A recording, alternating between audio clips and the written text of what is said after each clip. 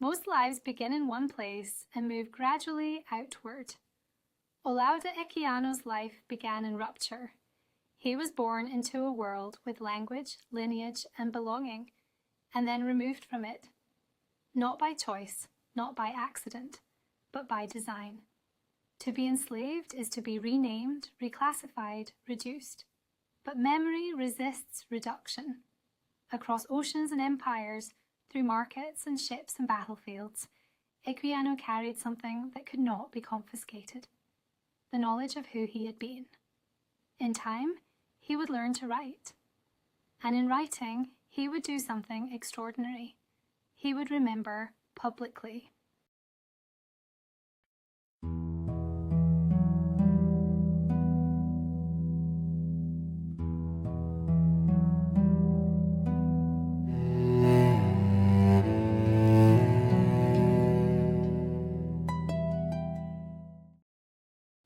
Olaudah Equiano was born around 1745 in what is now southeastern Nigeria, among the Igbo people. His childhood was structured by kinship and ritual, agriculture, storytelling, ceremony, a community ordered by custom and continuity.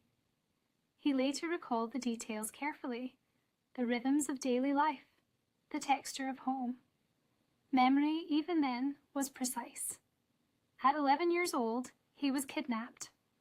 The familiar dissolved into distance, family into absence, and the world he understood vanished. He was sold and resold along the African coast before being forced aboard a slave ship bound for the Americas. The Middle Passage was not merely transport, it was calculated confinement, darkness, chains, air made scarce. He did not yet understand the language spoken around him, but he understood fear. The ocean, once unknown, became endless. Many did not survive the crossing. He did. In the Americas, he was purchased by a British naval officer. He was renamed Gustavus Vasa, after a Swedish king. Renaming was not symbolic, it was procedural.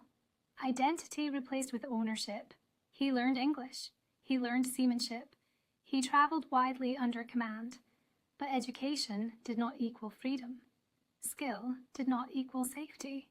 He remained property.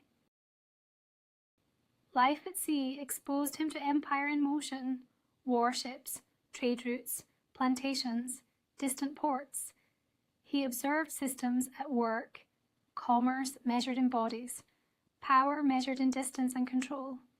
He learned navigation, not only of ships, but of hierarchy, when to speak, when to listen, how to remain useful without disappearing. He also learned to read and write, a transformation both practical and radical. Literacy altered the balance. To read was to access contracts, scripture, law. To write was to leave record. To leave record was to resist erasure. Knowledge became leverage, quiet, disciplined, strategic. He was still owned, but he was no longer voiceless. In 1766, after years of disciplined saving, Equiano purchased his own freedom. The act was transactional, a sum calculated, a receipt issued. But the meaning exceeded paperwork. For years, he had negotiated small wages, saved coins carefully, understood that one misstep could delay everything. Freedom required planning. When the document was signed, he held proof of ownership reversed, himself restored to himself. Yet liberty was fragile. He carried his manumission papers constantly, aware that black freedom in the Atlantic world could be challenged, ignored, revoked. Still, something irreversible had shifted. He now stood in the world not as cargo, but as agent. Freedom did not lead to retreat. Equiano continued to travel, the Caribbean, North America, Britain. He worked aboard ships. He served expeditions. He moved through ports where slavery was routine. Again and again, he encountered its machinery. auctions staged as commerce, families separated as policy, punishment disguised as discipline.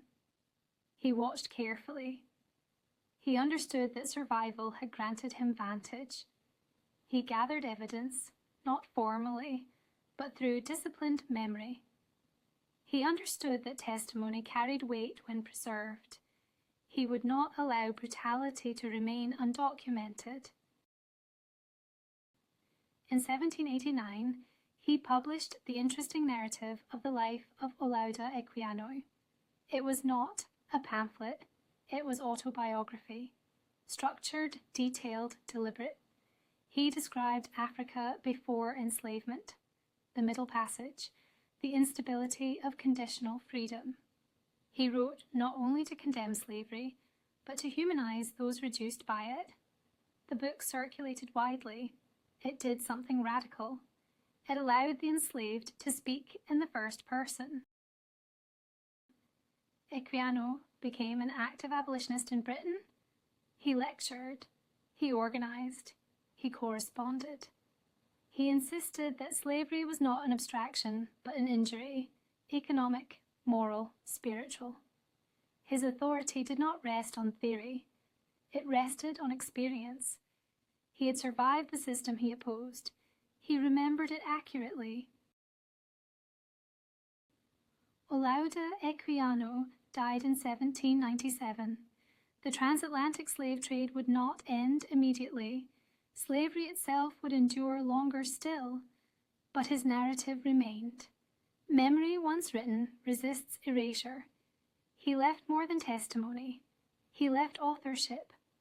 Some lives are controlled by others. Some are reclaimed through voice. Olaudah Equiano ensured that what was taken from him would not include his story.